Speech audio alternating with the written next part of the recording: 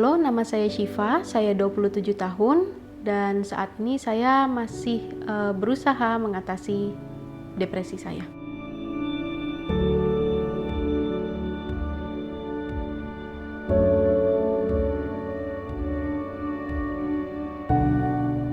Kalau boleh digolongkan ya permasalahan yang saya alami ketika kecil itu mungkin yang paling jelas itu keuangan, masalah ekonomi keluarga.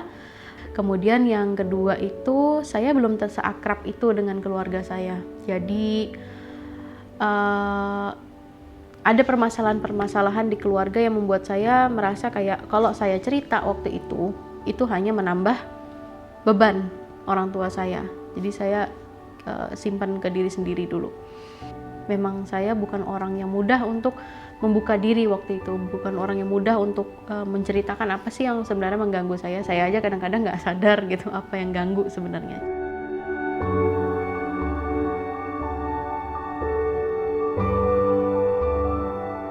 Gangguan mental pada anak-anak bukanlah masalah yang langka. Sebagai referensi, menurut Organisasi Kesehatan Dunia atau WHO, lebih dari 10% anak-anak dan remaja di seluruh dunia mengalami gangguan mental yang signifikan.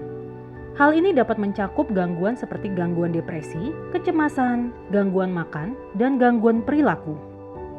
Bullyingnya juga, saya korban bully juga, cuma bullyingnya bukan karena keadaan ekonomi juga, tapi karena badan ya, karena bentuk tubuh. Tapi mengenai yang permasalahan ekonomi itu sepertinya problemnya dari saya sendiri, karena saya yang membandingkan dengan lingkungan. Sayanya yang sulit membuka diri, sulit bersosialisasi, makin sulit karena saya nggak tahu ini teman-teman masuknya lewat mana ya, saya bisa ngobrol masuk kemana ya.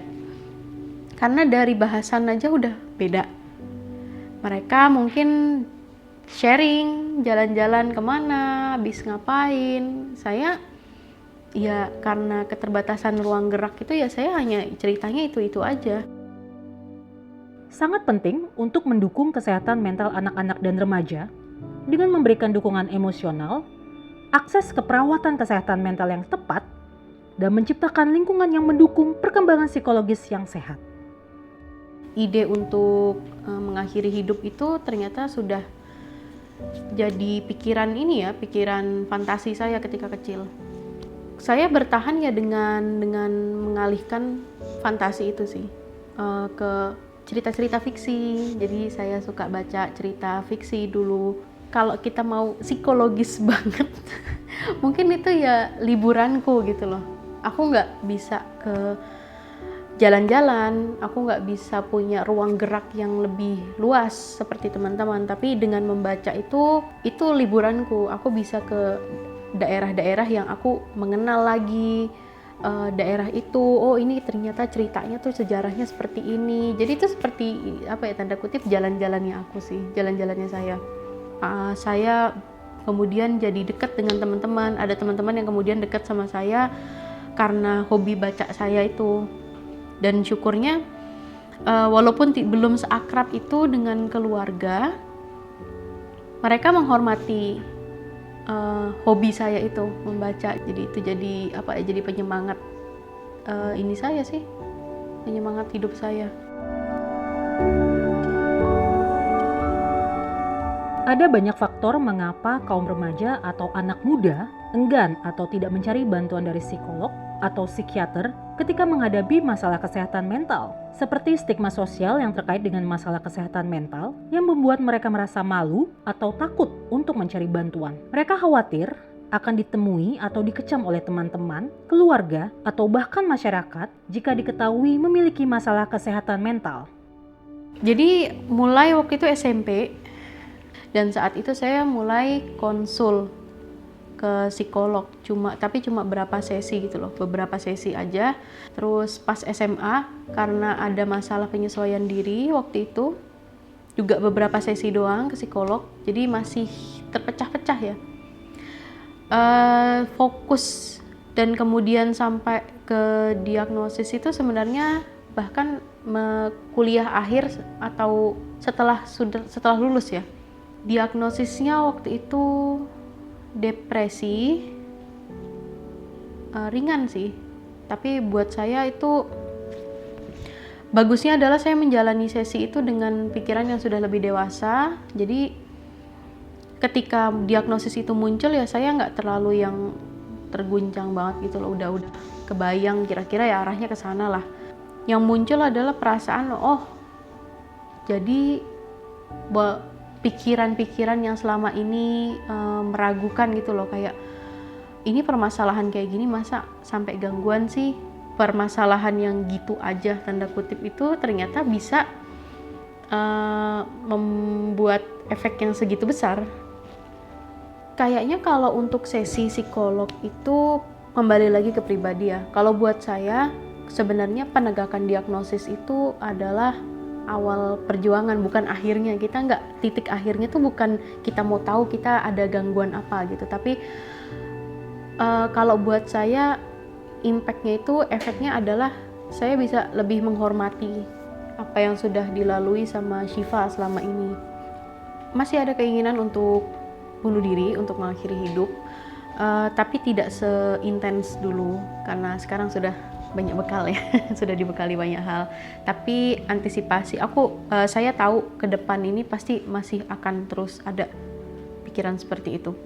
Dan itu nggak semua saya tahu apa yang akan saya hadapi ke depannya. Jadi yang bisa saya lakukan ya membekali diri dengan hal-hal yang bisa mengalihkan saya dari pikiran itu, hal-hal yang mungkin bisa mencegah saya kalau sudah sampai attempt ya, sampai mencoba.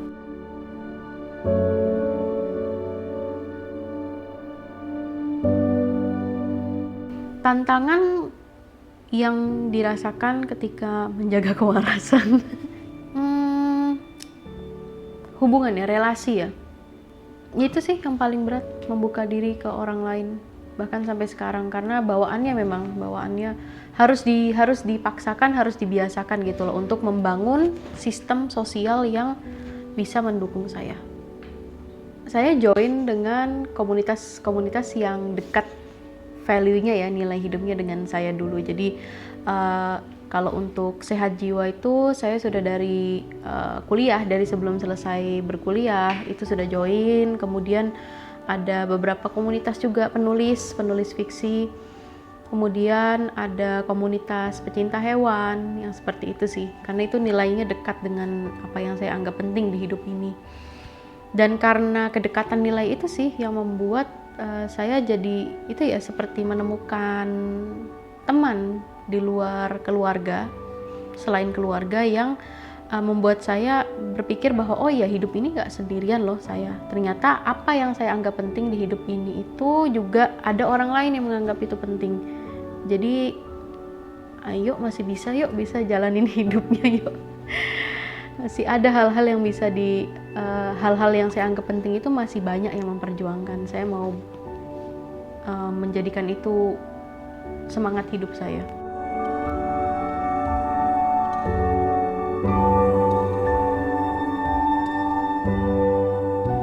Pentingnya memberi edukasi kepada remaja dan anak muda tentang pentingnya kesehatan mental, mengurangi stigma, dan meningkatkan akses ke perawatan kesehatan mental yang terjangkau adalah langkah-langkah penting untuk dapat membantu mereka merasa lebih nyaman dan mampu mencari bantuan jika diperlukan.